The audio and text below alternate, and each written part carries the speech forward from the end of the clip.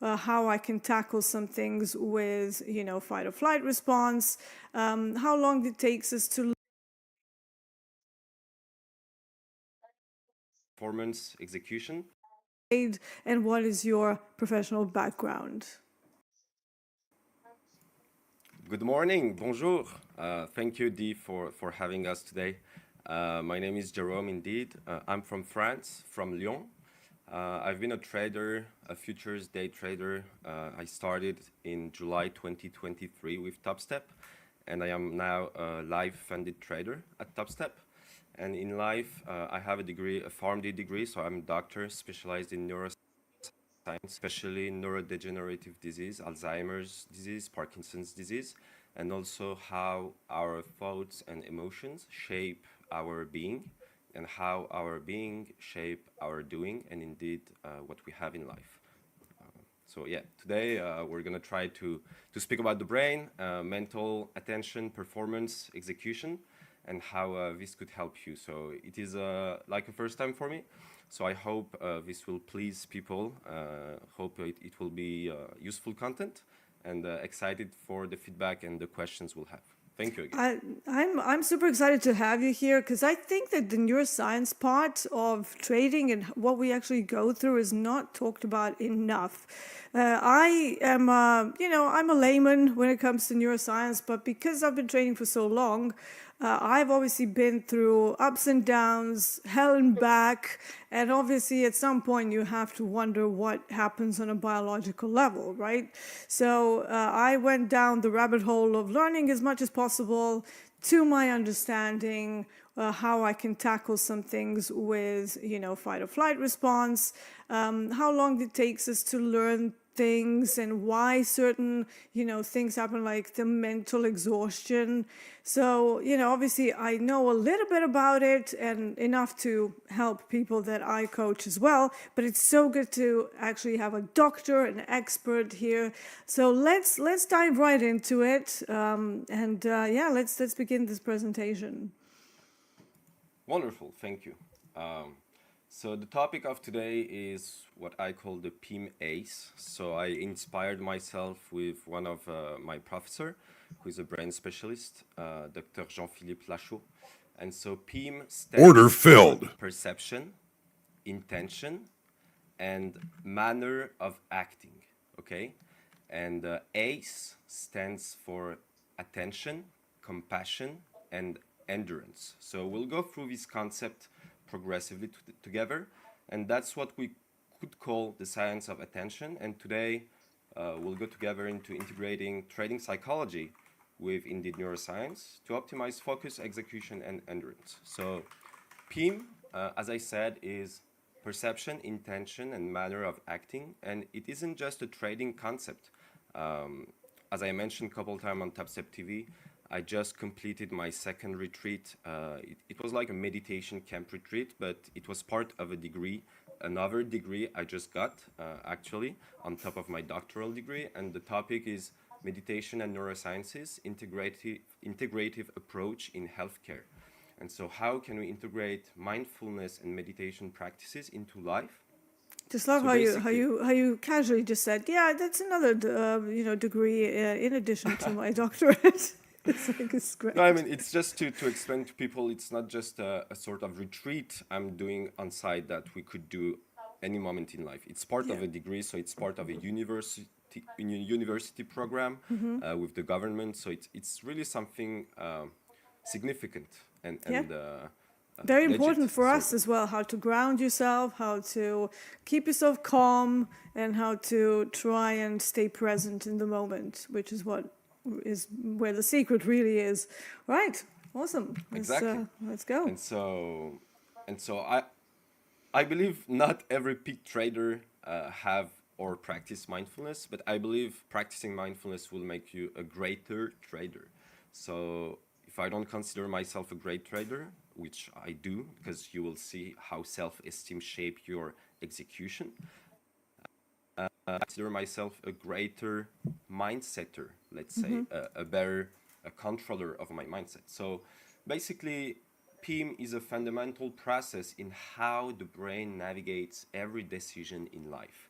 you will understand through this course, let's say, I hope, that the purpose of sharing these for me is to make you understand that any moment in life is PIM, PIM, PIM, PIM, PIM, PIM. And basically, when I was learning all this knowledge and skills, I was telling myself, okay, how can we apply these to trading? Oh, wow, it applies in this area. Wow, wow, wow. And so I was trying to think about how we could shape these into a sort of course. So this is not the perfect version of it, but yes, again, thank you for having us today. This is the shot we're doing today. So PIM is the process that determines how we react to stress and uncertainty, how we set goals and follow through, and how we execute under pressure. So again, if you improve PIMs, let's say, you improve not just your trading, but every area of your life. So let me ask you, this sure. will directly relate to somebody doing really well in the combine and then suddenly messing it all up in the XFA, which is something that we see a lot. Is that correct? Correct. We could speak about this specific case. I didn't take this specific example in my presentation. Yet it could apply as well to people who are a couple hundreds of dollars away of passing their combines and they mess up, or people who have 4 out of 5 winning days and they're like, okay, I just need to do an extra $200 and I'm eligible for a payout. And guess what? You blew your $1,000 worth account and you couldn't do just $200 because guess what? You entered at the worst moment, but perhaps there's a reason behind it. It's all mental. Yeah, it's all the mental side. So by learning how to control that, maybe understanding better what we are going through, you can get a better outcome, which is the whole point of this lecture today. Correct. And the perception of the trading activity is also important. Do you perceive it as a business, as a game, as a side activity? Yeah. We'll go through it later, and this is crucial in my mind as well. So basically the role of attention trading. What is an attentive brain? Why are we distracted? Basically, your brain is your most valuable resource, and inside of it, attention is one of them. And we get naturally distracted, and training is required. And so you need clarity for that, right? So the thing is, oh, there's a slide missing. Sorry. So basically, the key is having a clear intention and minimal distractions. Okay, it's a two-component equation. And to improve focus and train your ability to reconnect after distractions, you indeed, as you said, you need to understand what happens. So basically, a brain, this is single task, this is double task. So basically, a brain cannot do double task. The red point you see is the loss of attention. It's called an error in the evoked potential. And so basically you can see a monotasked brain has a better ability to execute, and the response time, this is the reaction time, is greater when you try to make multiple tasks. So basically your brain can concentrate only on one thing at a time. And this is cut off, but basically I wrote concentration on Google, and these are the pictures that pop off. So let me just see if I get this the right way. So when you are focusing on a single thing, you are able to react more calmly, but when you try to do more things and your focus is diluted, your reaction time is faster, so therefore you start doing stupid things. Am I getting this right? Yeah, indeed. Exactly, indeed. Yeah. But it can get faster as well. I mean, it's not homogeneous, right? Yeah, okay. You can see what we could call the standard deviation is very smaller in the single task. So it's a more regular activity. You're calm, indeed, as you said, but your reaction time is fast. It's And fast, so basically, it's not faster with the double task, but it's slower, and it's also messed More up, random. you know? Exactly. It's like long, short, you know? Yeah, you know what? Yesterday, when I was trying to do a copper trade, which ultimately ended up doing what it was supposed to do. So I'm just going to flip to my screen just for a second. And I noticed myself flipping and flopping because in the morning it wasn't doing what I wanted it to do, right? And as soon as I did one trade long, one trade short, I was like, this needs to stop, because I know myself. And whenever I try to do that, flipping, flopping, flipping, flopping, I know that's where that leads. So I recentered myself, and I actually moved away from copper for the day, and I did my platinum trade that was clearer, did exactly what it needed to do. So luckily I managed to get the day back. So now we're back in positive, keeping the losing days small and keeping, the positive days bigger. But the key there was that I started to lose myself. And I know the points because I know my mental triggers really well. And it's just interesting that everybody is sometimes battling with this, even not me after 18 years. You get to a point where you know yourself so well and you just know the mistakes that you've done. But until you define them and until you go, this Order is the point where filled. I lose the plot, you will never get there. So we have to have like some self-awareness with this whole process as well, rather than just being, slides on the chart. It's like, oh yeah, our focus gets diluted. Great, now what? So by keeping track of mental triggers, I found that was really helpful for me in particular. Would you say that that's something that would help us, just to kind of have maybe a journal where you keep track of the mental triggers? So it's like, for example, for me, flipping and flopping leads to bad trading decisions and the outcome of the entire day. So by stopping that, I'm able to sort of front run the bad decision and flip it around. Is that fair to say? Yeah, you basically took off 5 slides of my presentation, which we're going to speak 10 minutes later.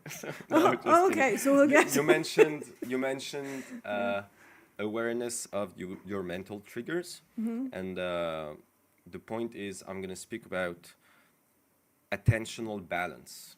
And so this is using other words for what you just described. So thank you very much for mentioning these. And indeed, it is crucial to understand how you operate, to understand when you're getting off track. So you just said, I'm going long and short, and boom. That's where Yeah. I knew I had to step off. And so the first step is being mindful of these, right? And so that's exactly what we're going to go through today. So thank you. So John Jones actually has a question for us. He says, what about people who are good at multitasking? Well, I'm going to speak about it later, but people who are good at multitasking are experts of PIM. They are PIM experts. And So can you PIM, be that again, naturally? Can you be that way naturally? Like some people are just born that way? no, I mean, No, it's always unless trained, it's is a it? gift, I believe in gifts, but it's mainly about training. I mean, But so there's yes, you stories can have about people who have been born that way, but they're rare, right? Is that what I'm exactly. You getting? have stories as well of people having like strong concussions into car accidents, and out of nowhere they never played piano, and then they play like Mozart and Chopin out of nowhere.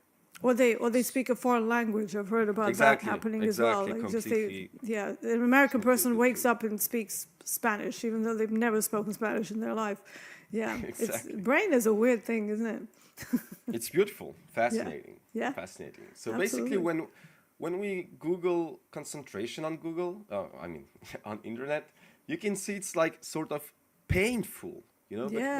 why is it painful to concentrate? It's a brain ability, right? It shouldn't be painful. And so what do we do when we concentrate? We set up our brain to do what it has to do, and nothing more. Everything takes time, even in the brain. Roughly, the average reaction time is 1/3 second, so 300 millisecond. And between speed or accuracy, do you have my screen? Yes. Okay. Between speed or accuracy, you got to choose. If you want to choose speed, you will decrease accuracy. If you want to choose accuracy, you perhaps will take more time, but you got to choose. And the brain doesn't like to work under pressure. A fast brain is a concentrated brain on one singular thing at a time. You see the brain image, right? Because Yeah. I think there's a gap between. So a fast brain is a concentrated brain, a focused one, on one singular thing at a time. with a single and clear intention. And so here is a picture of a brain activating a lot of areas, red being highly concentrated. But what you need is a singular red area letting you know that this part is mainly focused. Here So right now, this that's picture... the engaged part. And Exactly. then, yeah. Okay. Exactly. The hotter the color, the more active the brain area. So this picture is not a clear, perfect example of a singular task done by the brain, but rather of a mix of brain thinking. Okay. So how not to get concentrated? Two things. Not be really concentrated. So if you're not really concentrated, well, you're not going to get concentrated. This might sound stupid, but trust me, it's crucial. Or be distracted. Sorry, there's a typo. Or be distracted. If you get distracted, you won't get concentrated. So focusing means to privilege one target with your attention, to connect to it steadily and actively with a clear intention. These are simple things, but these are boxes you gotta check to be focused. This means focus in biology, in real life, okay? If you think focusing is locking in on something, but if you don't have a clear intention, you are not locked in, trust me. If you are not steady in your locking in, you are not locked in, trust me. So here's another point that relates to trading. We see many people who are turning up, clicking buttons, day by day, and some of them spend years not actually progressing. So is this because they don't have the focus and the target for their attention? Is that why they kind of just never really progress? So it's better to, have an intention as you're getting into the trading day. Like, for example, that, let's say you have a trader whose main problem is oversizing. So if you come to the day with the intention to not oversize and do your best to stick to that one single thing for that whole week, that would be a better approach to skill development, right? In this light of, be really concentrated, not to be distracted, and have a target. Exactly. Okay. Thank you for this example. Let's say today you lose. Tomorrow, is your intention to make back the loss, or is your intention to trade another day? That is your clear intention for the day, and that will lead your focus. If you focus on trading, you will not focus on P&L. That won't be your intention. But if you lost 1.2 thousand yesterday, tomorrow you will focus on making it back. Plus it's going to be in your mind. Even if you're not focusing on making it back, it's like it's playing on your mind. It's like, oh my God, what did I do? And then, all of these like self-limiting beliefs are just messing with the trading setup. And it shouldn't be that way. It should be just like, okay, what do we have on the chart today? This is why I say frequently that I'm a bit like Drew Barrymore from 50 First Dates. That's a very silly movie where she's got into a car accident and she's got this brain injury that doesn't allow her to retain any memory past a single day.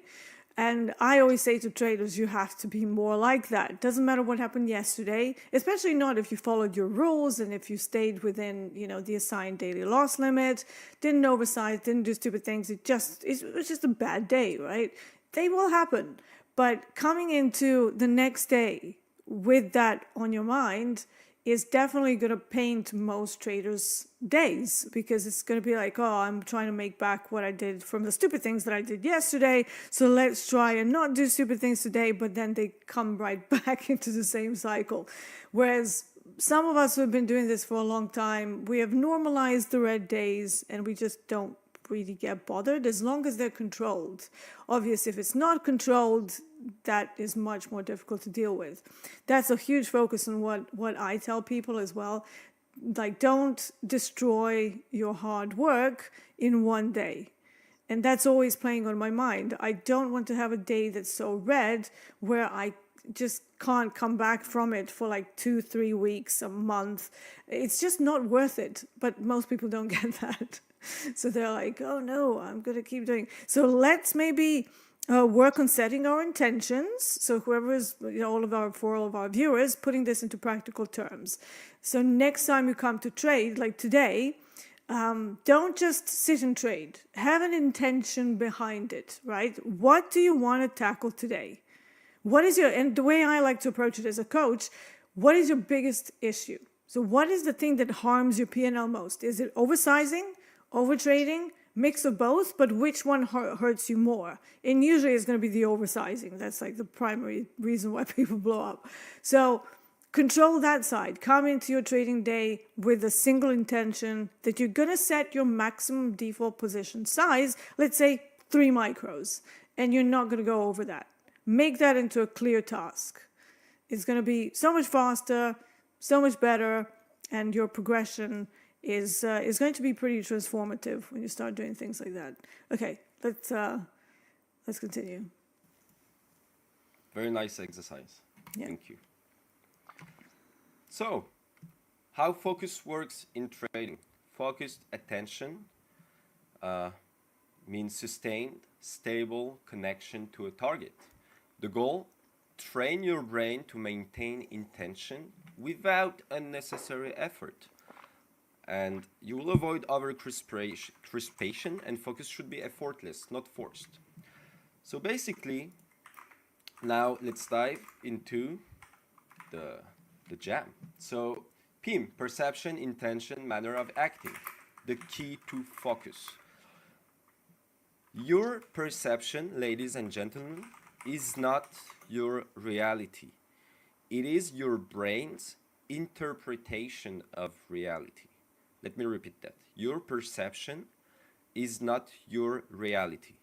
It is your brain's interpretation of reality. In life in general, forget trading.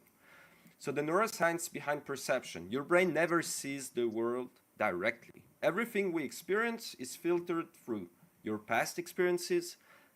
It determines what something means. Oh, it reminded me of what happened. We relate to past experiences. Mm-hmm. That's the thalamus. Your emotional state, this shapes how you react. Happy, you will have a more evident reaction. If you're angry for whatever reason, you will get tilted. You will have mental and emotional triggers. And your RAS, the RAS, reticular activating system filter, what's important for you. But what's important for you is for you. It's subjective, right? What's important for D is not as important as what it is for me, or vice versa, right? Yeah, we've all had different life experiences. We all have different money beliefs, to apply this directly to trading. And, somebody, even when it comes to losses, right? So somebody losing $100, for me, it would be like, yeah, whatever. But for somebody else, it might be like, oh my God, I did so much money. It's like so different, and it's all about perception. You're so right. Exactly. But perception is hard, right? In trading, yeah. Indeed, let's say there's a large red candle. Trader A sees it as a discount, an opportunity to buy, and trader B sees it as a disaster, panic, fear, hesitation. Should I buy? Should I sell? Same market event, two completely different realities. In real life, for example, person A sees public speaking as a chance to grow, which is confident. Person B sees public speaking as a chance to embarrass themselves, which is fearful. The event is the same, but perception shapes their reaction. And perception controls your emotional state and your decision making. So let me ask you this. So obviously, when now people see you, all of us who are doing this, but when I started getting into the whole live streaming and even just doing long form videos on YouTube many moons ago, I was absolutely terrified of the camera, even though I was a musician for 20 years before then. But it was mainly like either singing or playing instruments. I didn't have to speak to the camera, if that makes sense. And I was absolutely terrified to just put on a camera and just to go talking to a wall, effectively. I didn't know whether there was anybody there who was going to listen, whether I'm going to be, coughing throughout it, or, something might happen. There would be a disaster. Maybe there would be a spider in my room and I'll be freaking out. Like, all of these stupid things were going through my head. But then once I started doing it, it probably took me about 3-4 months to get used to it. So, is there anything that we can do to kind of get to that point of no fear and growth? So you say somebody sees public speaking as a, opportunity to grow, and, putting that back into trading. Is there anything that we can do to expedite this process rather than letting it take its course and however long it's going to take, like a year or 2 years? Completely. Thank you again. We got a great connection here. You're making great links and transitions. So, Thank you. 2 cents hot mind right now. I think visualization is one of the most powerful tool for trading, for public speaking, for whatever experience we are not comfortable with. Visualization is one of the most powerful tool. Why? Listen, please, ladies and gentlemen. The brain doesn't make the difference between a thought and a real life event. The brain doesn't make the difference between a thought and a real life event. So if you have babies and you can, if you have children, you can recall and remember the moment the birth occurred, and you can feel almost exactly what you felt at this right moment, right? You can have your goosebumps and etc. Why? Because your brain makes you feel that way. This is the magic of the brain. But guess what? When you think negative, when you think low self-esteem, when you ruminate, when your mind wander negatively, guess which self you feed? And this is the concept of self, the concept of identification, and we'll go through it later as well. But yeah, there's a, the mind isn't just the mind. It's a foundation of several pillars. And when one is unbalanced, you can balance it with another pillar. But you need pillars. You can't have only one or two. You need several. And they can grow back again until you have all your pillars setting up your foundation. And then you can build upon your mind. The mind is a very tricky thing, but it's our greatest tool. And unfortunately, we don't have a guide for the mind. We have a guide for any other organs. We know all organs, how they work and operate at 99%. But the brain, we are still learning, right? And so yeah, it's a big mystery. Yeah. Exactly. So thanks to technology, we are learning more and more. And this is today my way of sharing what I learned. Knowledge is free, and I really believe knowledge leads to greater self and growth. So yeah, I hope this is useful for people. Oh, for sure. Yeah. So now let's dive into the neuroscience of intention. Yes, my favorite part. So intention could be called like the invisible driver of behavior. Intention is the why behind every decision, whether you realize it or not. And so where does it come in the brain? The PFC, the prefrontal cortex. We talk about it always. So this plans long-term goals, cognitive thinking, logical thinking. The limbic system, which seeks immediate gratification, emotional impulses. And when the PFC is weak, so when your emotional brain takes over, you act on impulse. And when the PFC is strong, when you calm down your emotion, when you don't let stress take over your system, you follow through on intention. So just to completely get this super clear for anyone who's finding the language a bit wordy, prefrontal cortex is basically your rational side, right? Whereas the limbic system is your primitive side where all of the emotions come from, because emotions don't come from your rational side. They come from our old sort of side, primitive side of our brains that was in charge when we were running away from saber-toothed tigers, lions. Survival, and everything, and we needed to survive. So that's where the emotions come from. Anything emotional comes from that part of us. So anytime you feel an emotion, like we have a question, how do we deal with FOMO? It's exactly the same thing. FOMO comes from your impulsive limbic system side, the primitive side. Therefore, you need to get your prefrontal cortex to re-engage, and there are ways to do it on a biological level. I'm sure Jerome is going to get to that point. And usually it's to do with the whole system of how the fight or flight response actually happens, what are the some of the chemicals involved in it, glycogen, adrenaline, blah, blah, blah, all of that. We'll get to it. But yes, there is one thing to note, rational side of you that you effectively consider yourself as yourself. And there's the emotional, irrational, impulsive side that drives pretty much all the bad trading decisions you've ever done in your life. Is that fair to say? Yeah, exactly, correct. Exactly. I call that side of me the animal. That's wonderful. That's great. But you identified it. Identification is a crucial step as well. So, yeah, ladies and gentlemen, as well, please keep in mind, you might have a lot of questions popping today related to how or what can I do. And we will answer to them, but understand that first you need to really understand what's happening here to understand how the tools will help you. If you go to the army and you have a weapon in your hand and you're like, it's the top 3 weapon in the world, semi-automatic rifle, but you don't know about anything about how it works, you're not going to shoot a single bullet, right? You're going to have a great weapon, but you won't have any knowledge on how to use it or how to enable it.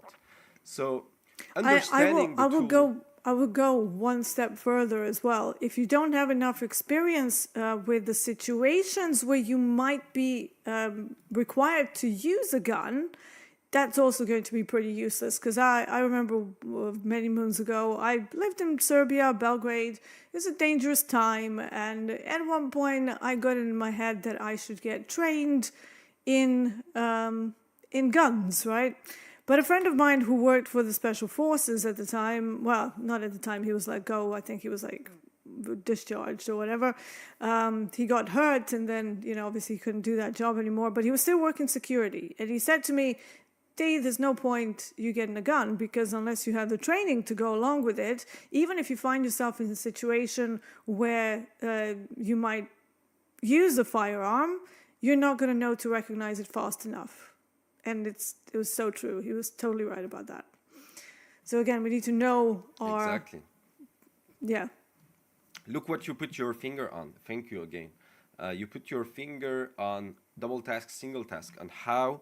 And army militaries, we work... we, not myself, but neuroscientists get recruited by army to train them and make them understand how they can lower their reaction rate and how in extreme stimuli situations they can narrow their focus and have a clear intention and focus, and whatever happens they are locked in and they will know what to do and when to do it because they train themselves for that. And so training is crucial. It's crucial. But yeah, for intention, trader A, let's say I'm entering this trade because it matches my plan. Trader B, I'm entering this trade because I just lost money and want to win it back. Same action, different intentions, right? Different outcomes.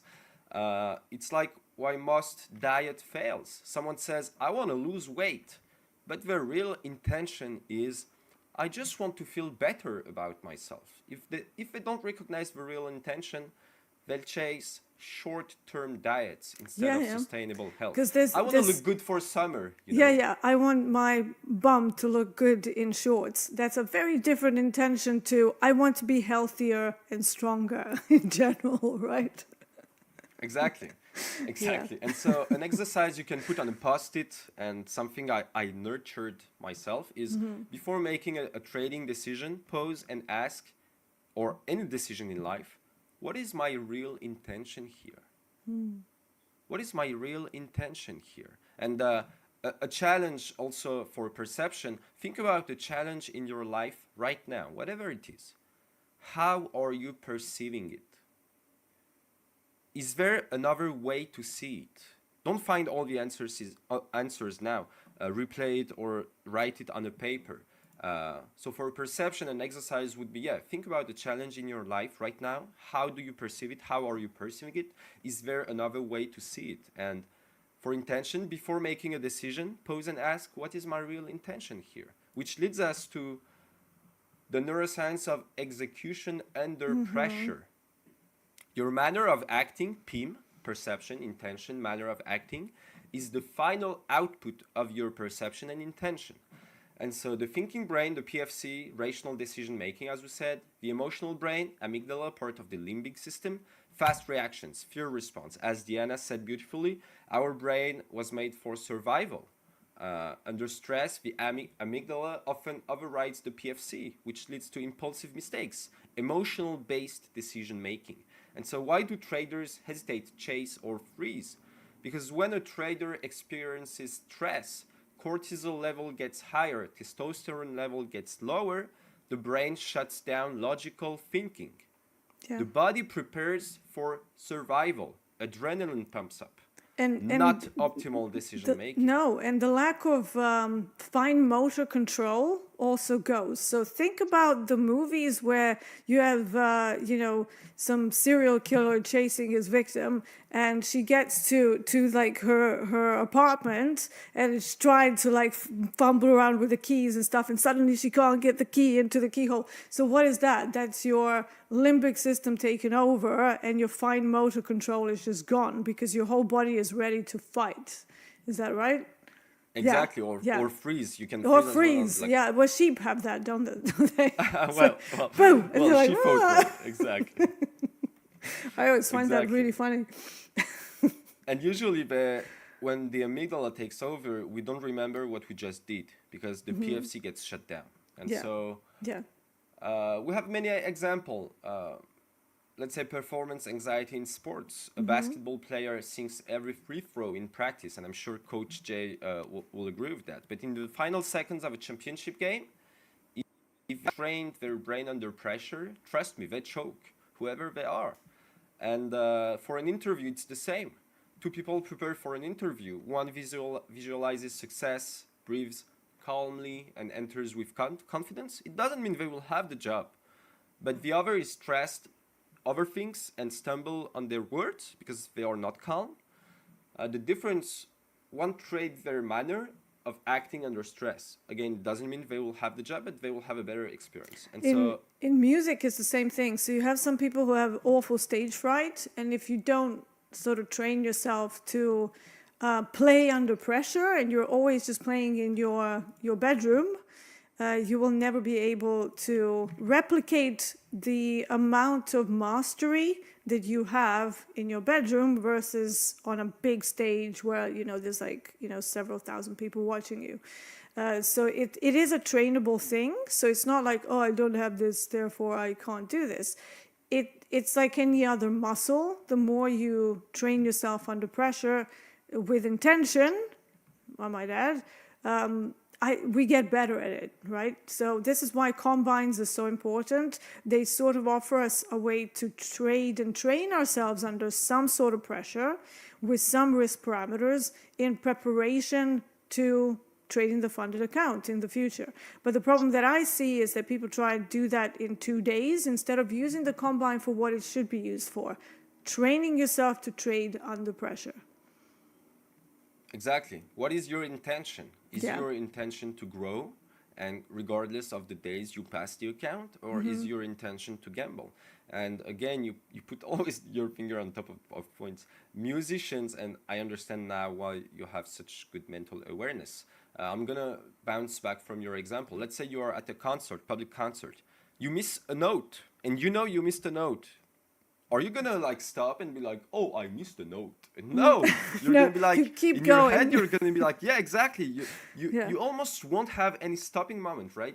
There's no stopping moment. So if you fumble a note, and if you fumble a phrase, the only thing that used to go through my head is like, how many people noticed that? Well, my guitarist probably did, but nobody else did, so it's fine. And then your brain is like, brings back the attention into locking in. Clear intention. What is the intention? The concert, okay? this is the concert. You are focused on a single task with a clear intention, okay? And that's why I wanted to make the clear definition of this prior. This is very important to understand. So basically, a sentence I like is, you don't rise to the level of your goals, you fall to the level of your training. You don't rise to the So level true. of your goals, you fall to the level of your training. And so a stress rehearsal, if you want to do it later, pick a scenario where you get stressed. In trading, for example, whether it's a trade you enter that hit you with drawdown, whether it's a trade that you have difficulties managing, whether it was in profit or in drawdown again, or whether it's a situation you didn't know if you wanted to enter, rehearse handling it calmly in your mind. That could be thinking and paying attention to what's happening. And well, what's his name? Tom Hugard, in his book, says that he would visualize, because most people are focusing on visualizing positive things, right? They're visualizing the trade going their way. But in his book, he actually said that he visualizes a loss and how he will respond to that loss, which I found very interesting, because you wouldn't think that visualization can work in reverse, where you're effectively visualizing how you will behave the next time your trade goes against you. And I think that's more important, right? If a trade works out, there's not that much to learn from it. It's like you had a plan, it worked out, hit your target, or you ended up in some profit. Awesome, let's go. But when the trade doesn't go well, that's when trouble starts. The fear sets in, and you're like doubting meaning of life.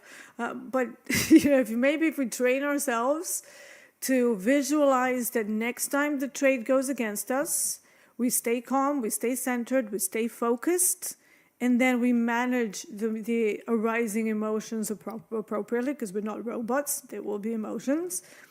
But to me, it's like, what do you do in a drawdown that separates the good traders versus the bad traders, right?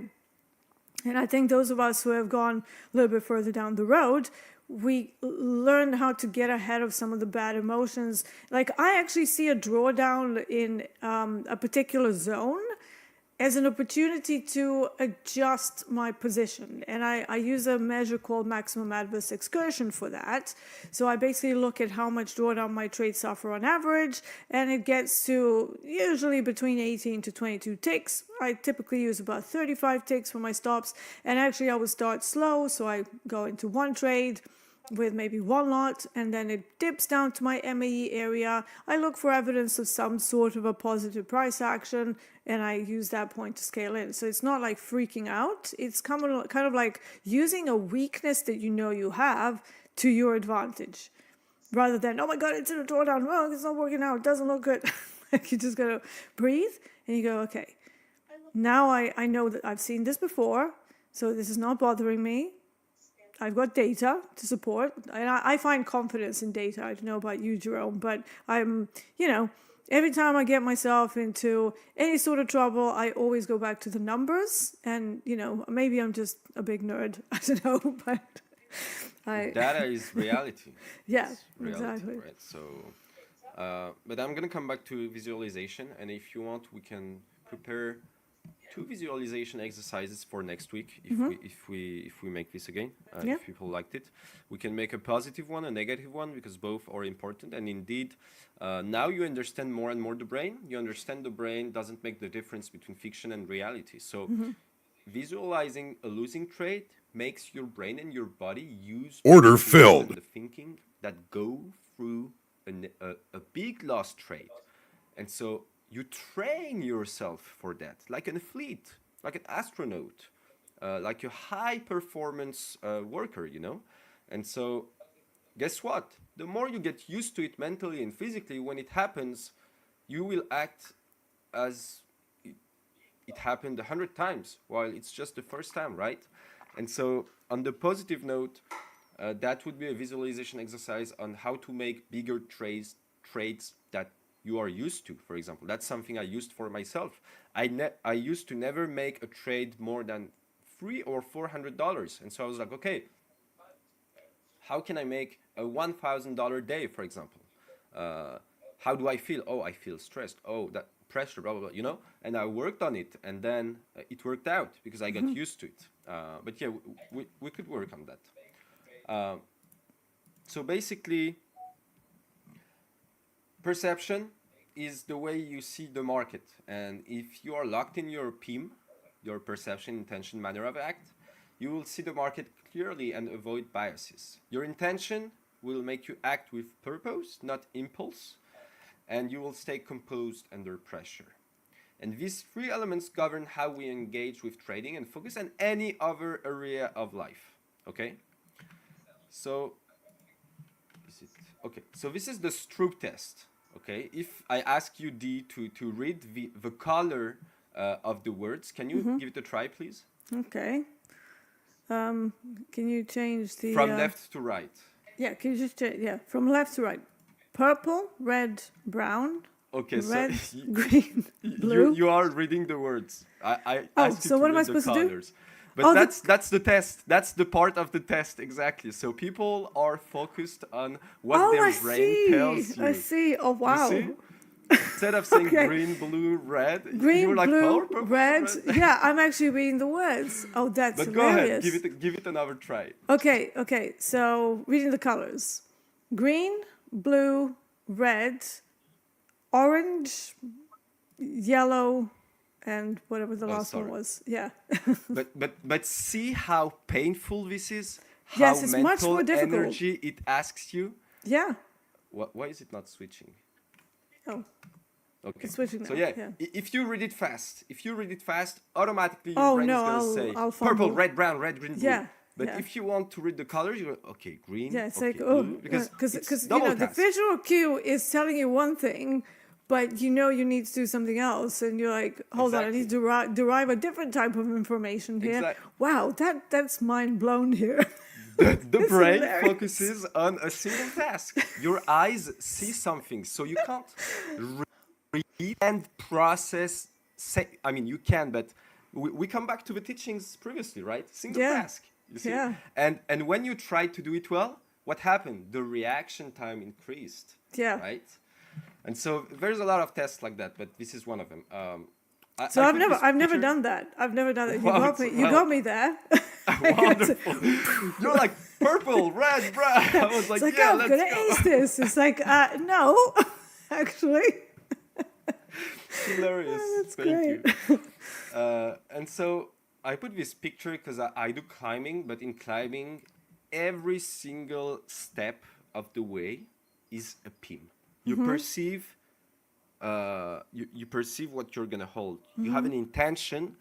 You perceive your body, etc. You have an intention in your strength, in your balance, and the action is the movement. You know, and so people who do climbing have a great ability to apply PIM into their life. So now distractions.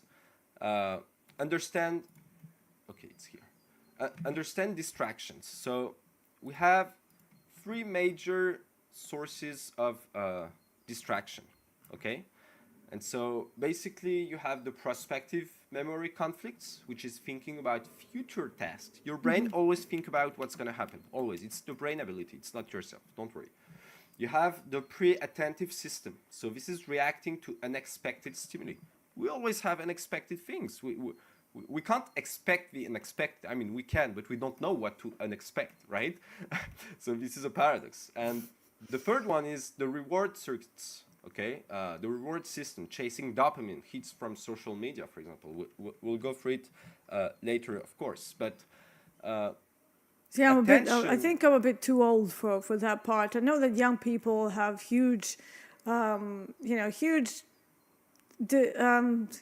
dopamine hits from somebody liking their posts and stuff, but I'm a little bit older, and I just couldn't care less whether people are liking my stuff, and that's why some of my social media is so random. So it's like, I'm just gonna post my dogs today.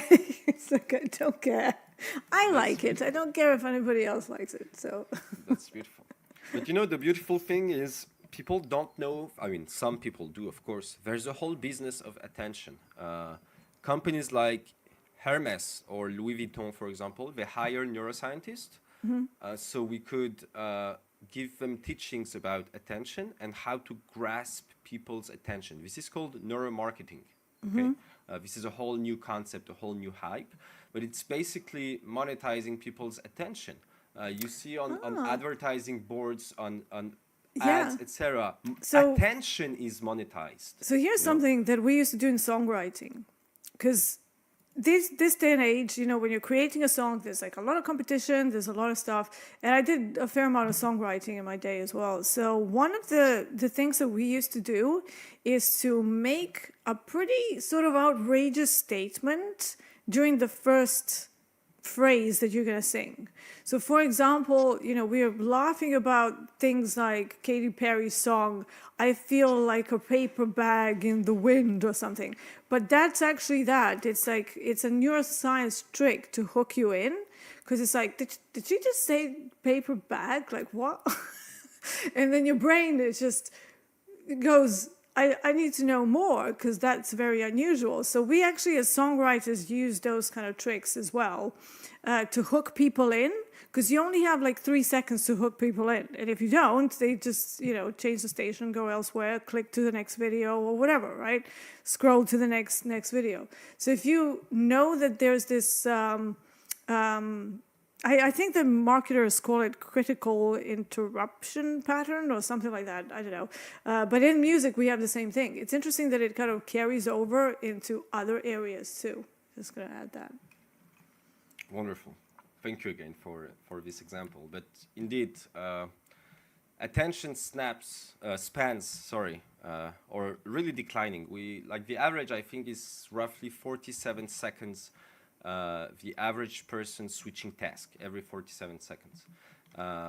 And so this is easy to get, it's very easy to get distracted in trading, right? You can scroll Twitter between trades, you can jump in and out impulsively, you can check Discord every 5 minutes. I'm not telling you this is bad or this is wrong. I'm telling you, identify what is distracting you. Remember, attention and concentration is based on two things: the ability to be concentrated and the ability to be distracted. So identify what is distracting you and be honest with yourself, okay? So for the next trading session, for example, track how often you get distracted and write down what distracted you. It's okay to be distracted. It's okay to pay the consequences of it. But if you repeat it, sorry, you are stupid with yourself, right? Yeah, because you're you're not repeating the mistake. Yeah, you're not progressing and you're not catching what caused you to malfunction. You're just going, oh, well, whatever. But no, it's like, write it down. I always write everything down. I love my journals. Like throughout the years, I've managed to catch myself doing stuff that I didn't even feel in the moment that was actually really bad for me. For example, I used to try and do a script for a YouTube video, but then I would be like, I'm just going to check my email. Oh, what's going on Facebook? Oh, and then I would spend like 2 hours checking my email and my Facebook and my script. And then I realized I was just procrastinating, because I'm like, I actually don't like doing scripts. Like I would just like to click on the camera and just ramble on, but you can't always do that. You have to, you know, especially for long form videos, everything has to be nicely put in a little, you know, package without too much rambling, getting to the point. And I didn't like doing that, but it was causing me to spend a hell of a lot more time doing something that I don't like doing. Because of all of this other stuff that I was kind of letting my brain focus on more than the actual task. So I decided to cut all of the social media whilst I'm writing scripts. And as a result, it basically makes me do it faster. So I can focus on it for 20, 30 minutes, have a script done. The alternative is spend 3-4 hours doing the same thing. Why? Because I'm doing all this other stuff, checking my Instagram, checking TikTok, checking all this. It's like, just stop doing that. Like, I annoy myself, you know? Exactly. And thank you again. The more you let distractions control you, the harder it becomes to focus back when it really matters. Yeah.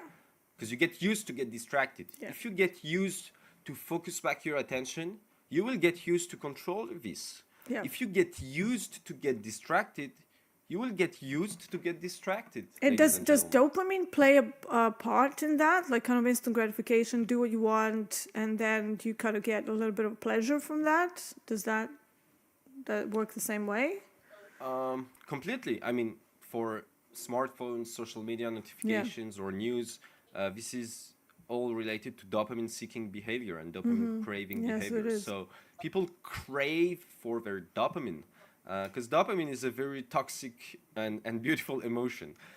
When it floods your brain, you feel filled, I mean, and you want more. Yeah. But when it gets back, when it gets reduced, you want to make it back. So in trading, when you win, dopamine floods your brain. And so you want more because this is a great feeling, right? So you want more of this feeling. You are not, you, this is not enough, okay? It's like eating without stopping. But there is a moment, if nobody tells you to stop, who's gonna, right? So this is discipline. So it's kind of like being likening it to a diet, kind of like having cheat days all the time and just eating all of the bad stuff that you want. You know, chocolate, cake, pasta, bread, like all the stuff that is not particularly good for us. But we derive pleasure from it because it tastes good and it feels good while you're doing it. And then eventually over time your body just starts looking that way as well, like you're always on a cheat meal. But in trading is the same way. If you're constantly looking for that short-term gratification, progress is going to be very slow, because you're chasing the Exactly. wrong thing. And to bounce back from, again, your beautiful link, instead of telling yourself, okay, I'm not going to eat chocolate for 7 days, but I'm going to eat a whole chocolate bar next week. Tell yourself, let's eat 1 square a day. Yeah. You know? So instead of telling yourself, I'm going to make a big trade, make a Make small small trade trades. and repeat it every day. Yeah. You know? Small win compounds. Yeah. And they compound more than you can even think about. Yeah, exactly. And so you People have to don't realize dissociate. small Exactly. size, small trades. Some of my VIPs who have taken on board everything that we've been talking about, they have seen huge transformative results. Obviously, we have those that have never been in Discord and they don't care for the VIPs. But those that have really taken on the VIP coaching properly, they are seeing great results and they're having like huge epiphanies with their trading. It's like, oh my God, trading with small size, A, it compounds, but B, it's so much less stress. It's like, welcome to the bright side. Exactly. Completely agree. And so we need to dissociate capture of attention and captivation of attention. Capture of attention is fine. Oh, okay, I'm coming back. Oh, okay, I'm coming back, you know? The clearer your intention, the faster the capture and the memory printing. But if your intention is unclear, as I said about the army, for example, or the musician metaphor, you will get distracted. Loss of attention is completely fine, ladies and gentlemen. We are human beings. Attention is not steady. It moves like that. But your ability to re-narrow attention, left, right, boom, center, left, right, boom, centered. You center yourself and you build and cultivate and nurture this ability to recenter yourself at any moment. And the more you train this ability, the less reactive you will be to events.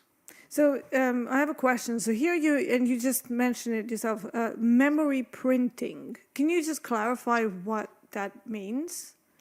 So basically, hope it will be clear enough. When you repeat, when you execute a process, it enables one or multiple networks in the brain. And so the more you use these networks, the more they get printed, the more you get used to it. That's the whole process Right. So it's of habit building. Yeah. So it's neural connections get created, and then they get Exactly. stronger and more efficient over time. Exactly. So that's called memory printing. Okay, cool. Yeah, that's the Hebs principle. So neurons that fire together, wire together. So that's the habit building process. But neurons that no longer activate together, that no longer fire together, they unwire. And that is the beauty of diet, of quitting smoking, of coping with depression or PTSD. That's what we use in therapy. How to detach and not identify yourself to what you are thinking and what you are feeling. Okay, so that is so a whole other there's an topic. EMDR technique as well, which I think I've spoken about before, and that's an excellent way to combine neuroscience with psychological trauma. Because EMDR is probably one of the only techniques today that can actually make you disassociate from any trauma that you've been in life. And as traders, we unfortunately put a lot of psychological traumas onto ourselves. And actually, I have somebody in my group who asked just that question. They've seen a huge transformation with their skills, but now they're still afraid that they're going to blow up, that the old behaviors are going to come back. And I was like, well, that's just trauma. Like, you literally have psychological trauma from past behaviors that you've basically put on yourself. And I did suggest, I said, try a few EMDR sessions to try and unglue yourself from those old self-limiting beliefs, right? Oh, this Wonderful. has just forced me out. I think there was a new update. Never mind. We're on your slides anyways. Let's continue. Wonderful. Thank you. So, this is physical attention. We understand when our physical attention gets left or right? If you're falling to the left, unless you have a neurological condition, right, you're aware of correct, it. yeah. Exactly. And so, as we mentioned previously, and I told you, you got 5 slides of my presentation, it's this. Understand when your attentional balance, not physical, attentional, is going left or right. Understand it, acknowledge it, identify it. And that is, awareness is the first step. So can we concentrate every time? Don't read the slide, ladies and gentlemen. Don't do it as well. Just listen to my voice. Okay? A feeling of weightlessness washes over me as the dropship detaches from out our main ship, the Ark. I close my eyes and feel the straps holding me in place, listening to the faint. It's painful, right? I mean, if you open your eyes, you see this text, it's painful. If I ask you now to read it, you can start to read it, but it will take a lot of mental capital, right? Yeah. So we can concentrate, but it takes conditions. So now if I ask you to find this guy, this individual, find him. It's I hard, found right? him. No, I found him. Well, Yeah. Wow, did you? Yeah, so he's yeah. I have to say that I have this weird photographic memory matching thing, and it's probably the reason why I managed to do a lot of things in life. But it is a bit freaky, right? So you've seen me do that in 2 seconds. So this is Not even a second. Yeah. So this is why I'm a little bit of a freak in that department, and I've done that to my guys, friends. She's a PIM expert. She doesn't know it or say it. She's a PIM expert. PIM expert. Okay. She had a perception. Yeah. Intention was clear. Find the individual. Perception was clear. Boom! I found him. But you see, to me, that came naturally. So I didn't realize for a long time that other people don't have this ability. So I thought everybody had it. It wasn't I think until I was about 23 or 24 that I realized that people just don't see things the same way. And I remember going to Vietnam, and we were doing a gig over there. So we walked into a coffee shop, and it was like a whole bunch of, obviously, their language, their letters, and with some English underneath what drinks were there. And I knew that I wanted a particular drink, so I was just looking for the match of that name. So as soon as we walked in, I did what I just did here. So I said, I'm having that. And the guy was like, what?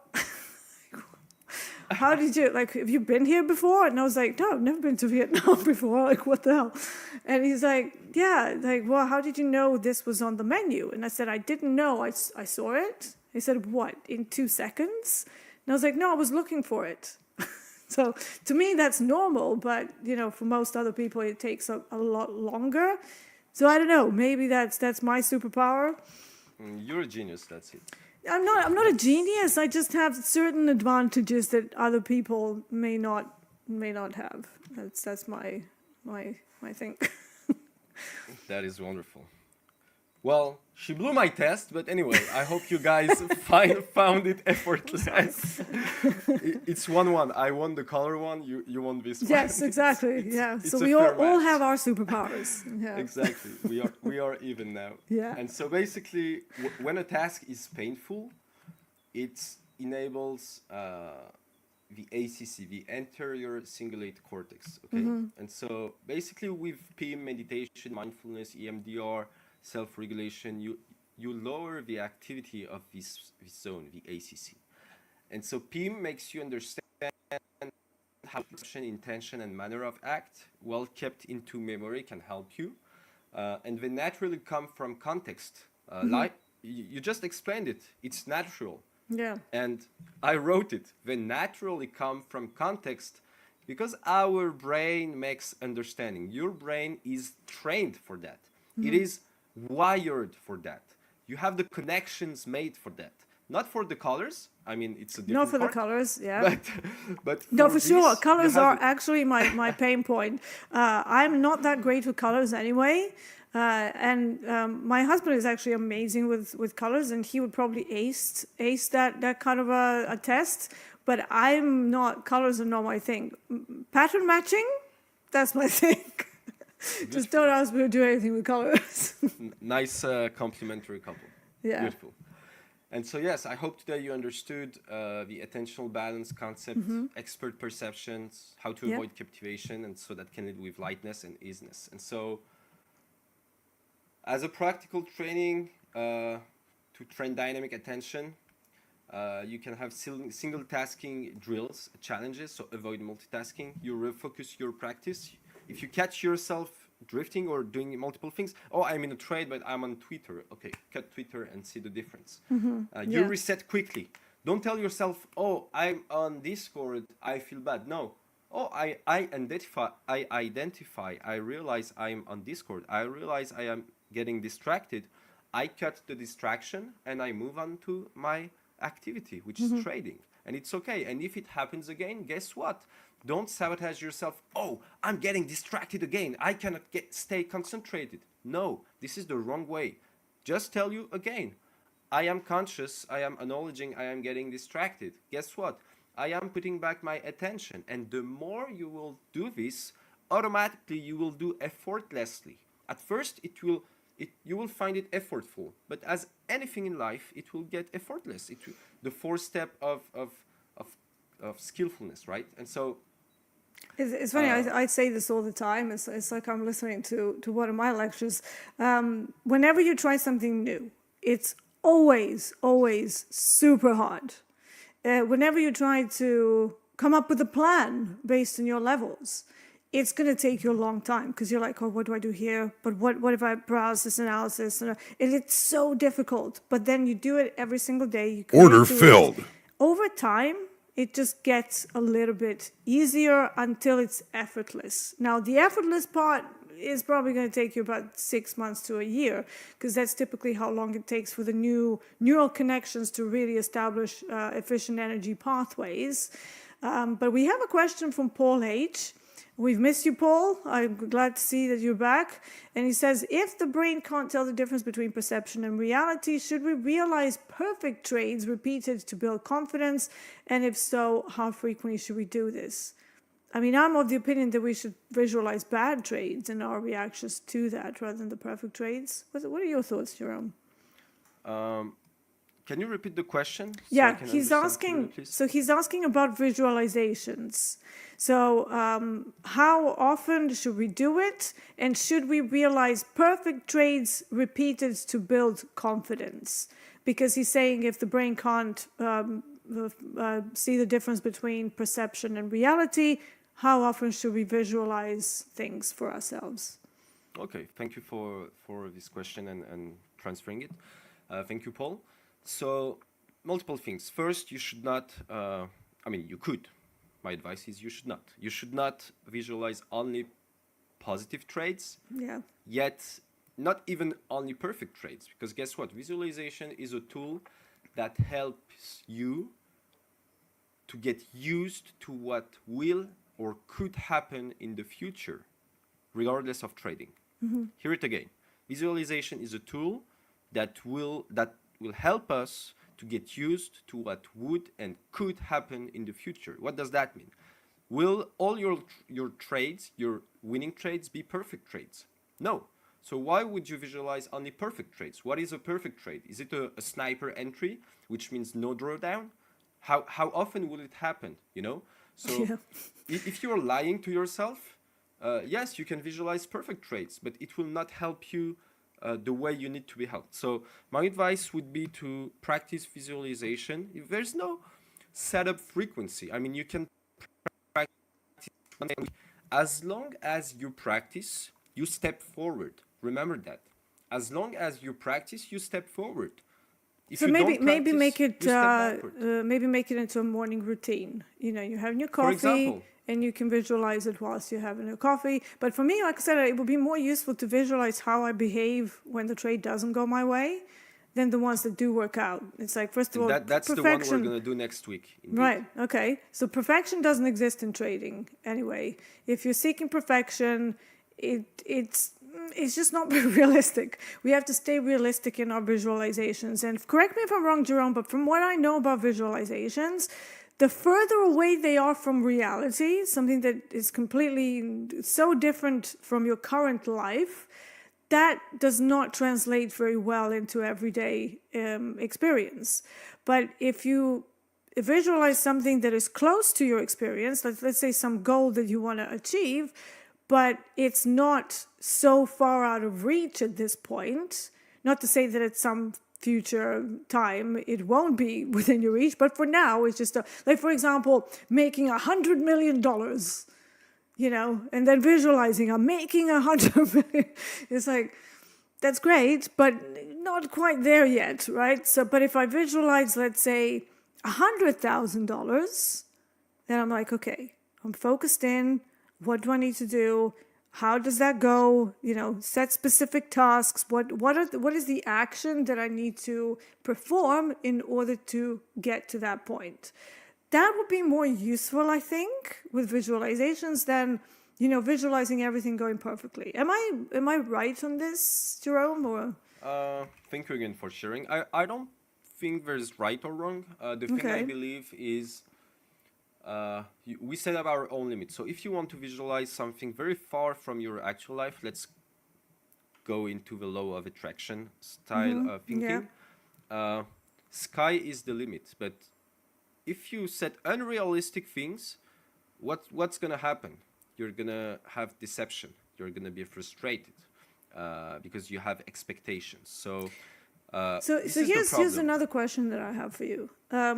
Does the self-belief in your ability to achieve the visualization, does it play a part in how our brains will perceive it at all? Like, for example, if I know that I'm not capable of something, but, you know, I tell that to myself every day. Let's say I want to be an astronaut. Now, I am 5'1", I have a chronic illness. It ain't happening, right? I'm 44, a little bit too late to be looking at a new career. But, you know, if you tell yourself something in a visualization that just isn't true about your abilities, does that affect how your brain perceives it? Like, will it still perceive it as oh, this is real? Like, I'm definitely going through astronaut training despite all of the shortfalls that I've got. Or does it not matter? Oh, it does. Completely. Okay. Completely. I mean, there's a difference between reality and possible reality. So, given your conditions, reality is you can't be an astronaut. So Yeah. it's not a possible reality. Exactly. Yeah. So In a possible again, reality context, whatever you don't have and you can possibly have or get or build or grow or unhave, you know, whatever. Yeah, it can happen. It can happen because neuroplasticity, because yeah. we are born with gifts and skills and genetic knowledge, but we learn through it, right? And so we learn every time. And so, and whatever you don't have today, you can have tomorrow. And Yeah. if it's not tomorrow, it's going to be in 2 days. And self-esteem, self-belief comes from intention. If you are practicing visualization, if you are practicing improving of self-esteem practices, for example, you're doing hypnosis, you're doing mindfulness, you're going to personal development seminars, whatever you're doing, you're watching videos, reading books. Again, if your intention is not clear, if you feel you are a piece of garbage, guess what? You're gonna be a nice piece of garbage. But if you think you're a piece of gold, you're gonna shine very well. Yeah. Please, I dare anyone to challenge, I challenge anybody listening to this stream, show me somebody who had success, huge success in whatever they achieve and they did, trading or not, and ask them, or find somebody who asked them, are you optimistic or pessimistic, and share the answer to me. If you find one single individual telling you, oh, I'm a pessimistic individual, I'm always thinking negative, life is awful, and I always have problems, but I'm successful, very successful. It doesn't happen.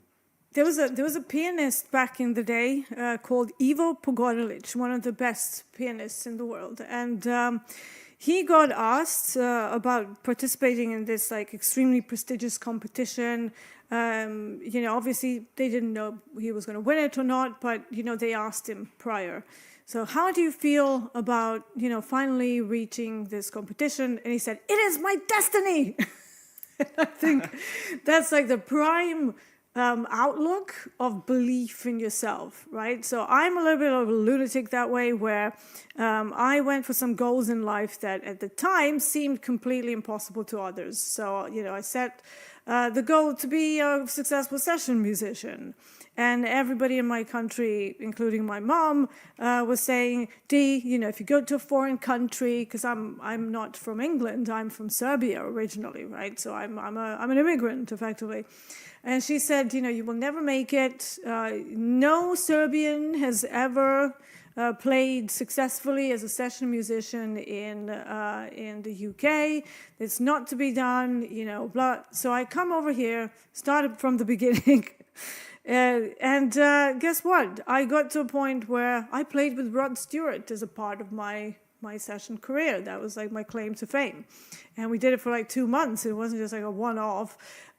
So, you know, that whole thing of, oh, it's impossible. It's impossible for whom? Like, it's impossible for others, maybe. But there are certain things that are within your reach, with quite a bit of effort and the right type of action. But if you don't believe in yourself, and if I had kind of just said to myself, yeah, it's impossible, nobody's ever done it, yeah, I wouldn't have pushed. I wouldn't have, you know, done every single gig that I could possibly do. I wouldn't have got an agent that could get me bigger gigs. I would have just been like, oh, I'm just going to play a tiny little club right outside of my apartment, and that'll be it. Nothing was pushing me, you know, to go forward, because you wouldn't have that belief in yourself. But when you do, you sort of find ways to make it happen. It's a weird thing where you set an intention, like you say, and a goal that is maybe just slightly outside of your reach. Something happens to you. There's like this identity shift that enables you to eventually reach your goals. It's like absolutely fascinating to me. Thank you very much. You put your finger on something interesting, which is self-criticism and judgment from external environment. So I'm just going to give an example, and I have others later. So let's take an example. You have 2 daughters in a family. One is 6 years old. The other is, let's say, 4-ish. And one Sunday, one beautiful sunny Sunday, the family is having a brunch at the terrace outside in the garden, and out of nowhere, Elise, the 6-year young child, starts singing, and she starts to sing beautifully. I'm not gonna imitate Elise because I'm an awful singer, but parents are like astonished, right? They're like, wow, Elise, what did you just do? Do it again. And they're like putting out their phones because they are 20-25 parents, and they are filming the children and sending to the parents and the family and the WhatsApp groups and whatnot.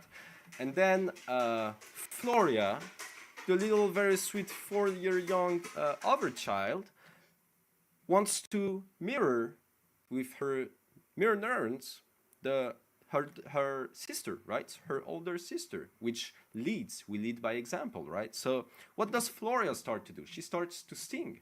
And guess what? She sings even better than Elise. But guess what happens? Parents are like, no, Floria, you're not the singer of the family. Find yourself something else. And guess what Floria will grow through in her life? She will grow through fear of judgment and fear of self-criticism, humiliation, not a good resilience, etc. And so this is a great example because it happens a lot. How many parents tell no to their children or child? You know, I want to be this. No. There's a statistic. A single individual at 18 years old heard at least 10,000 times no in their lives for personal things like I want to do this, no, I want to be this, no, I want to eat this, no, I want to drink this, no, I want to go there, no, no, no, no, no, no, no, no, you know. And Interesting you you don't say realize that. how much it shapes. Yeah, I actually have an older sister. She's 10 years older than me. And when I was 3 years old, she was 13. And it was actually similar to that. My older sister was super talented. She was good at singing, good at playing instruments, good at everything, good at painting. And I remember me trying to sing at 3 years old. I was 3. I didn't know what I was doing. I just thought it was fun. But then my dad turned around. Not out of any sort of malice or anything. He was just thought it was funny. It's like, oh, haha, 3-year-old.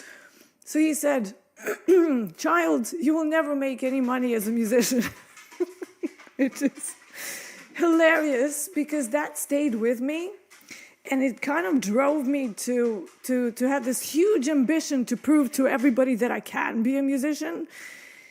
Now, it wasn't until I started trading that I realized that I was suffering from sense of inadequacy because of that one comment that my dad did, like off the cuff, because I was just singing at 3 years old. So it's interesting that there are studies about that, but also interesting how those early childhood experiences stay with us for sometimes until we're like 70 years old if you don't really realize it, right? Exactly. Live PTSD therapy, ladies and gentlemen. No, just kidding. But wow, very interesting. He, without knowing it, fed your desire, but he could have destroyed also it. So Yes, yeah. But in my case, because of how I am wired, it caused an enormous amount of ambition and drive. Enormous. Like, I just don't stop. D goes head through the wall if necessary. And I've always had that. And it all stems from there, because I did some therapy, and I was really shocked to find that that was the root cause for all the stuff I did in life. I was like, wow. interesting. Thank you for sharing this. So if you guys want so and still like it, we can dive into compassion and endurance. So compassion is accepting mistakes and recovering faster. And endurance is the concept of a marathon. Trading is a long-term way, and mental strength matters, of course.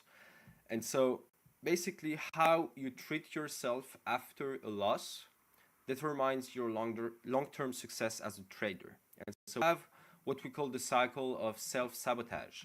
So you take a bad trade, you get angry at yourself, you revenge trade, you lose more, you feel worse, and the cycle repeats. You take a bad trade, you get angry at yourself, you revenge trade, you lose more, you feel worse, and you repeat. And this is how traders blow up accounts.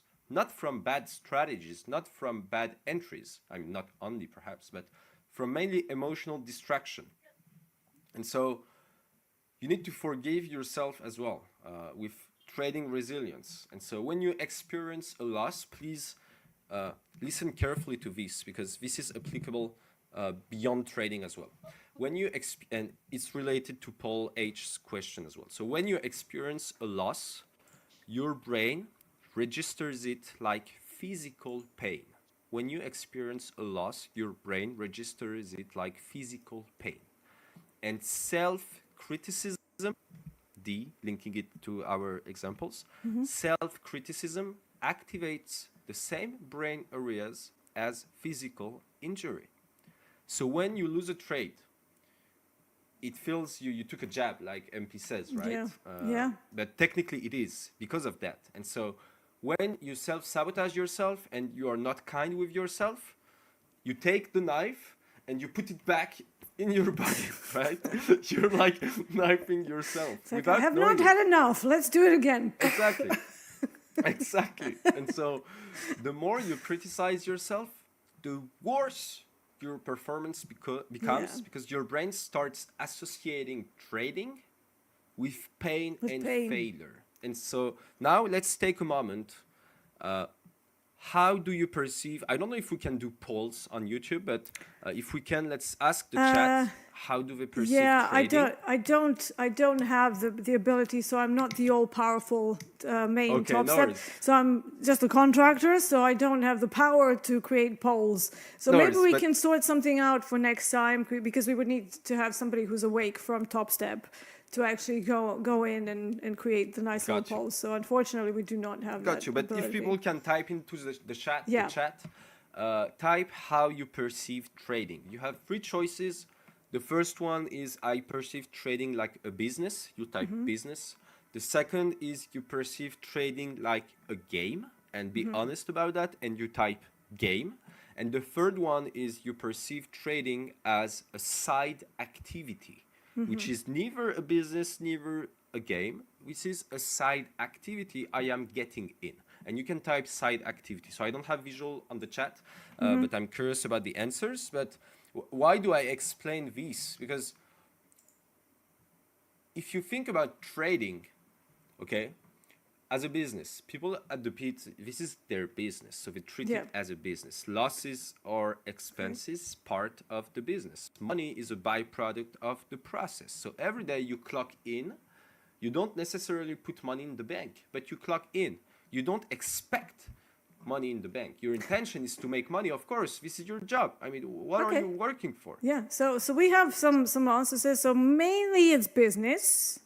We have someone saying game. We have someone saying side activity. Few of them saying side activity. More game, side activity. So it's very mixed. Nice. Some of the funny ones, business but a bad one. A business bracket that's struggling. That's nice as well. Thank you guys for participating and being honest. And my next point is, whatever you perceive trading as, there's no right or wrong. I mean, there could be, but is trading a fulfillment for you? Do you feel you grow as a person and as a professional through trading? Or do you feel, not think, do you feel trading is painful, trading is failure, trading is pulling you down? If you feel the first, that means whatever you are perceiving trading for, whether it's a game, a side activity, or a business, you are aligned with it. If you are not aligned with it, then it becomes painful. But guess what happens in any job you find it painful? You burn out. You burn out, ladies and gentlemen. And so why is psychology and mental health such a big stone, a big topic in trading? Because first, this is a professional activity. People can go in with a credit card and an ID, right? And a mail. So this is very much accessible, but the way you perceive it, the way you intend in your way in it, shifts your journey in it. And so if you find it painful, you will burn yourself out. You will burn yourself out quicker than you even think it is possible. Okay? You can, I'm pretty sure if we make study about it, there's a 3 times at least more chance of burning out in trading versus any other professional field. And there are specific conditions for burnouts to occur. And we're not going to go through them today, but please ask yourself, how do I feel about trading? Is it a pain? Is it a failure? Does it make me feel sad? Does it make me feel anxious? Do I feel depressed? Do I have trauma? So interesting, someone is saying an adrenaline booster. What are your thoughts on that? Should trading be an adrenaline thing? I don't think so. I don't think so either. No. Adrenaline boosting behaviors are Like Yeah. lead, not R, because you can jump out of a bridge to boost your adrenaline. Yeah, right? go But bungee jumping for adrenaline exactly. boost. Don't go But trading. Yeah.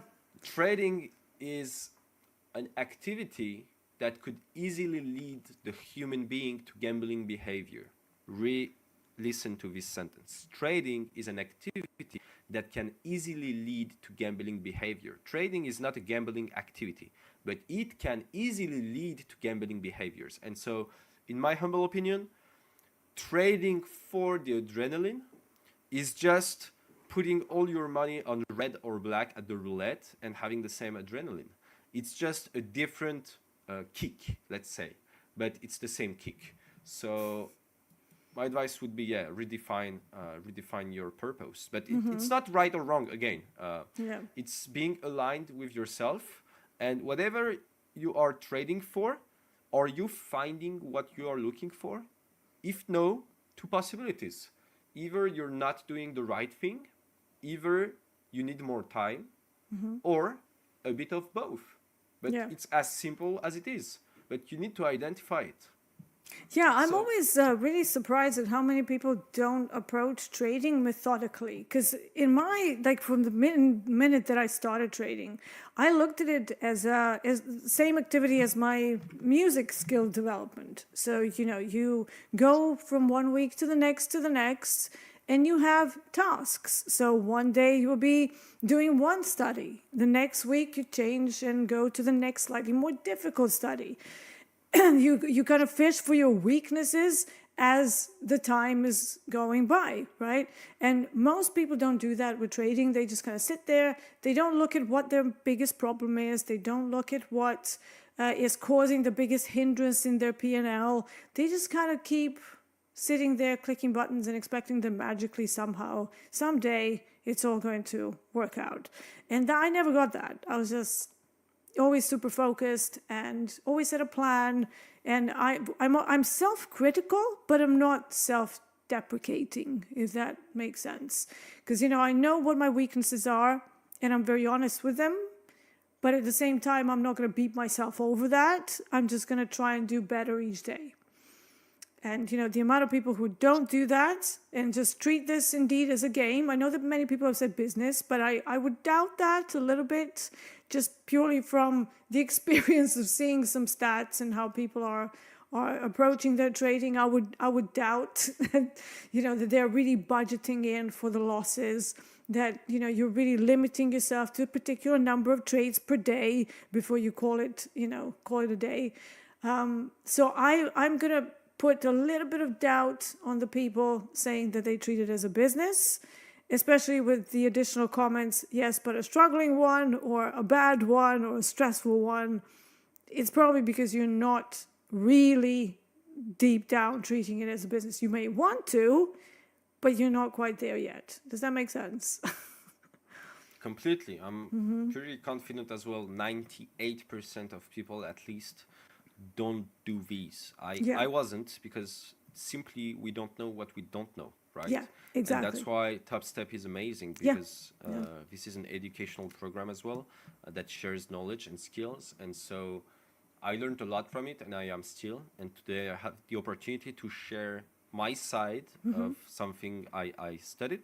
But trust me, today I'm a businessman in trading, but I was a newbie, a full retail trader that didn't know a glimpse of what he was doing and what was the market. And I had to be honest with myself, watch myself in front of the mirror, look right into my eyes and tell myself, you don't know how to trade.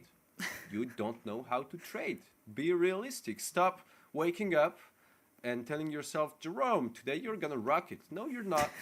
You're not. Because the skills are not there yet. Yeah. Exactly. And yet being the pinnacle word there. Because, you know, people are like, whenever I say, you know, you're not at that stage yet. It's a big thing to say you can't be doing what Dakota is doing because Dakota's got 15 years experience. Yet. So you can't be doing what he's doing yet. You need to earn your right to competence, trading with size. And how do we get there?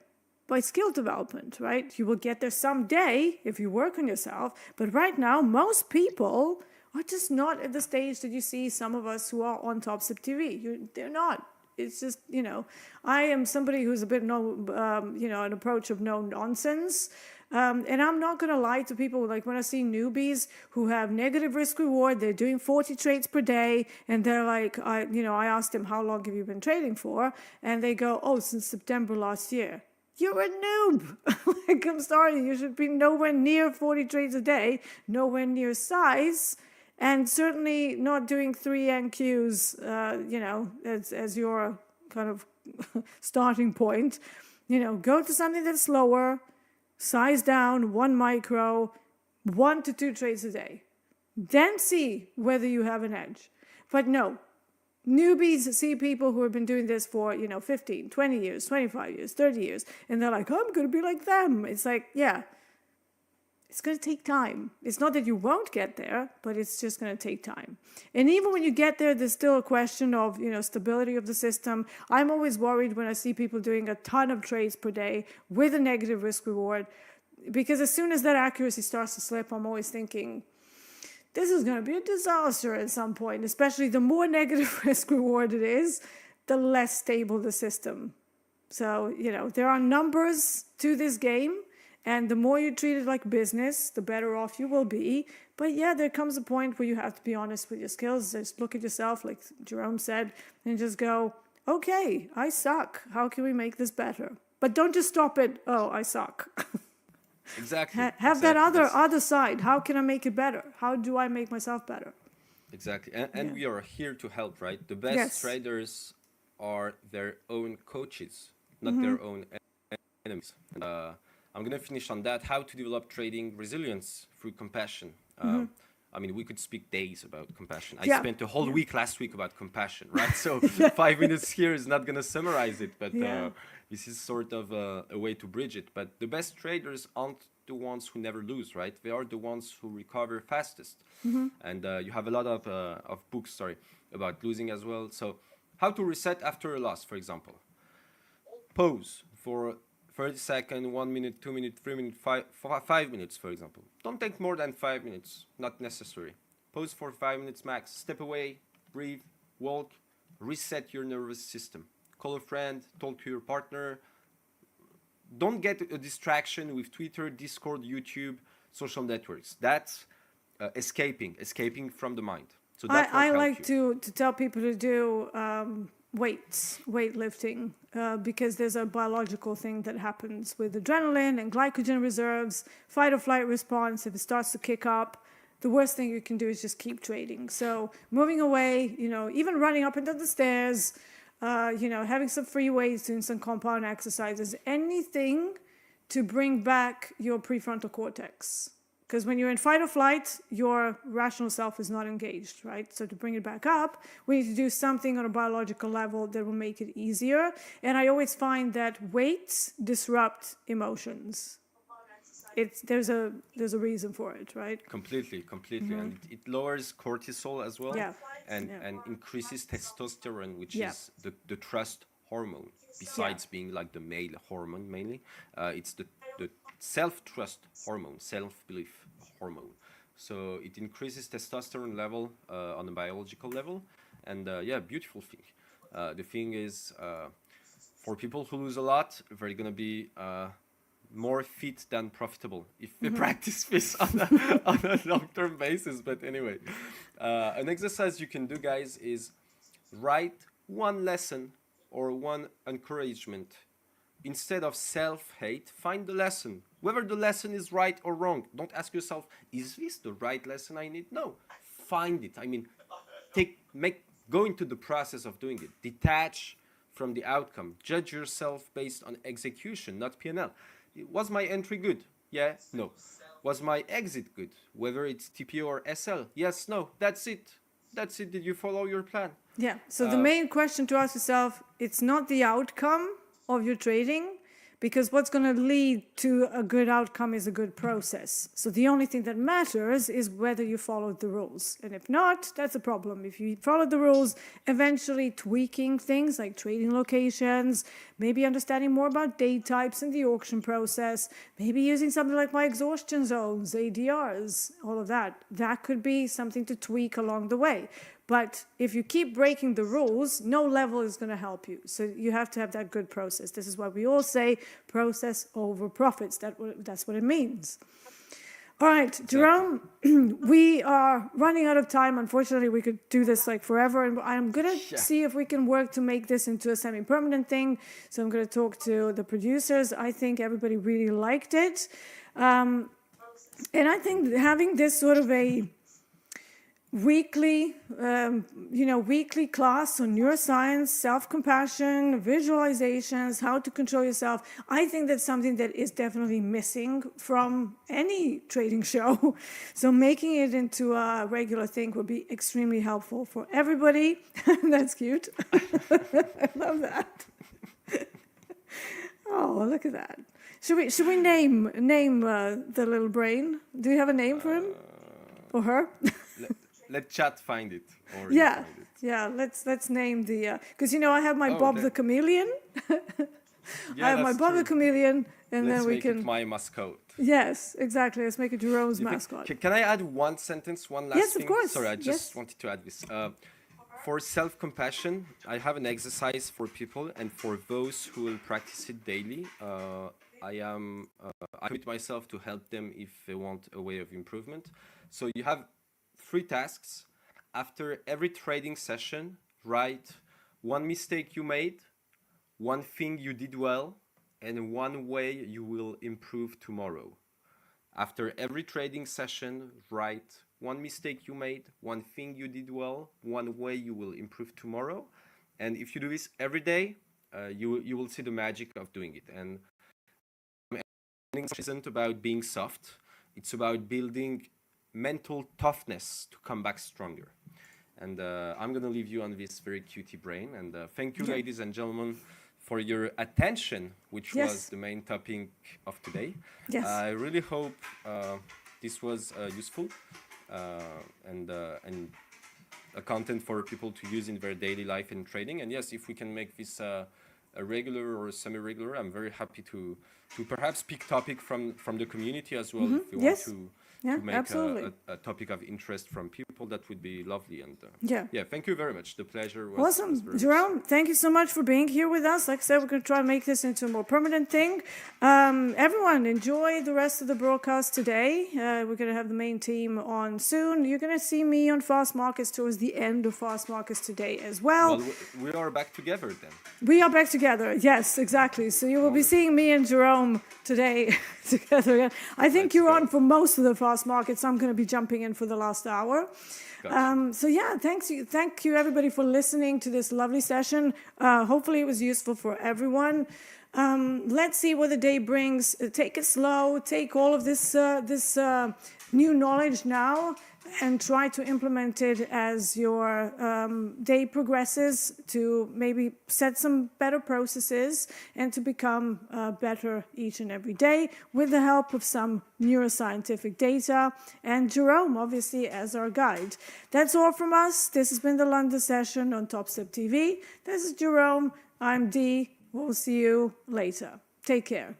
Let's go.